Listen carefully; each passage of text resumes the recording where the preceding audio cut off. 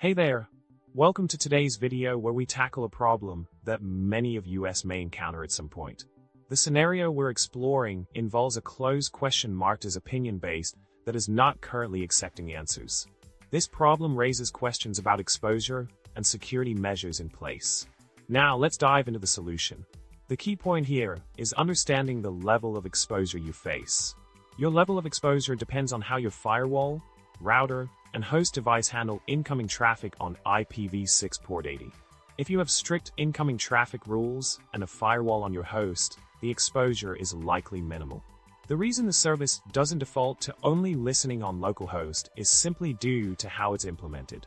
The documentation clearly states that it's not recommended for production and only provides basic security checks.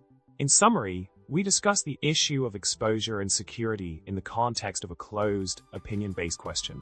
Remember, it's essential to evaluate your incoming traffic settings and firewall configurations to minimize exposure.